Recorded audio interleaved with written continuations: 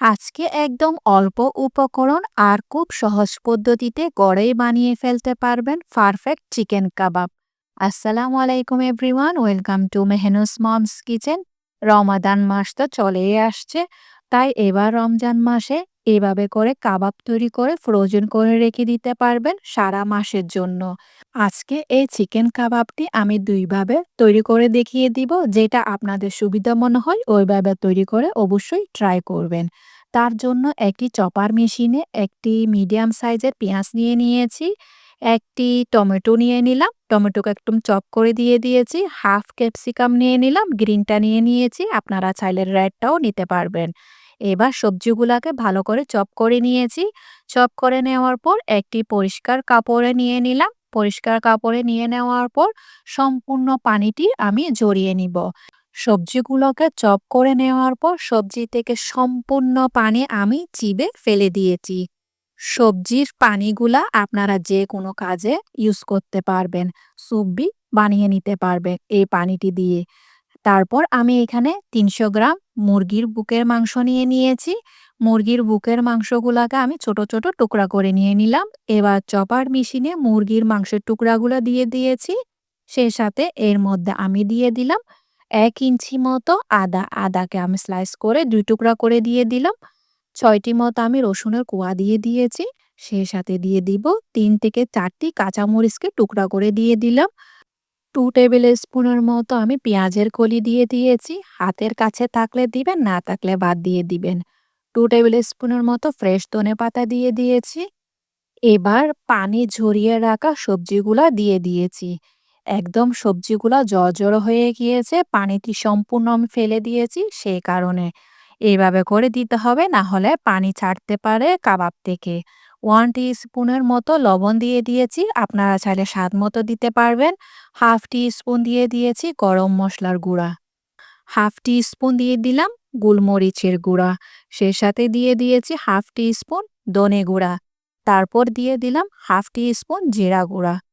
কাবাব তৈরি করার সময় কিছুটা ফ্যাট অ্যাড করতে হয়, তাই আমি ফ্যাট অ্যাড করার জন্য দিয়ে দিয়েছি 1 টিস্পুনের মতো ঘি। ঘিয়ের পরিবর্তে আপনারা বাটারও দিতে পারবেন। এবার সবগুলো ভালো করে আমি চপার করে নিয়েছি। স্মুথভাবে দেখিয়ে দিলাম কেমনভাবে তৈরি করে নিতে হবে। একটি বাটিতে নিয়ে নিয়েছি। এবার ফ্রিজে রেখে ঠান্ডা করে নিব ১ ঘন্টার জন্য। ফ্রিজে রাখার কারণে এটি অনেকটাই সেট হয়ে যাবে। এবার হাতে আমি তেল মাখিয়ে নিয়েছি। তেল সম্পূর্ণ দুনো হাতে মাখিয়ে নিবেন। মাখিয়ে নেওয়ার পর আমি কাবাবের শেপটা দিয়ে দিয়েছি। আপনারা চাইলে আপনাদের পছন্দ মতো কাবাবের শেপটা দিয়ে নিবেন। আমি এভাবে করে কাবাবের শেপটা দিয়ে দিয়েছি।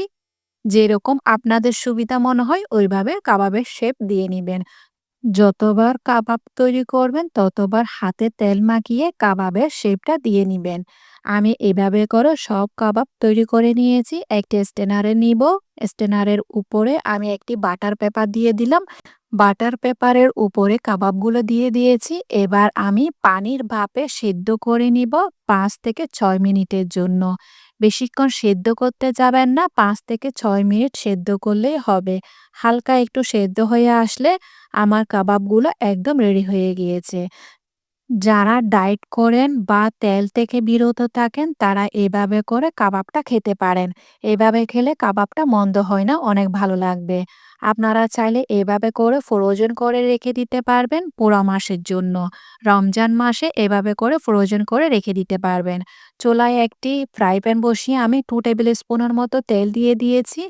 হালকা তেলের মধ্যে আমি কাবাবগুলাকে উল্টে পাল্টে ভেজে নিয়েছি। ডুবো তেলে ভাজতে যাবেন না, হালকা তেলে উল্টে পাল্টে ভেজে উঠিয়ে রাখবেন। যারা হেলথ নিয়ে বা স্বাস্থ্যের জন্য উপকারী হিসেবে খেতে চান তারা ভাপে সিদ্ধ করে কাবাবটা পরিবেশন করবেন। সেদ্ধ করে রাখা কাবাবটাও খেতে মন্দ হয় না। এবার কাবাবগুলাকে আমি উল্টে পাল্টে ভেজে নিয়েছি। ভেজে নেওয়ার পর কাবাবগুলাকে আমি গরম গরম আপনাদেরকে পরিবেশন করে দেখিয়ে দিব।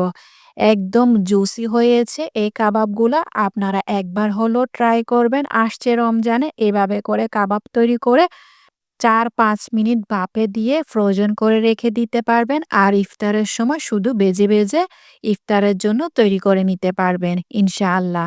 আজকে আমার রেসিপি কেমন লেগেছে অবশ্যই কমেন্টে জানাবেন। যদি আমার রেসিপি ভালো লেগে থাকে তাহলে ফ্রেন্ডস অ্যান্ড ফ্যামিলির সাথে অবশ্যই শেয়ার করবেন। আজকে তাহলে এ পর্যন্ত। দেখা হচ্ছে নতুন আরেকটি রেসিপি নিয়ে। সে পর্যন্ত ভালো থাকবেন, সুস্থ থাকবেন, আমার জন্য দোয়া করবেন।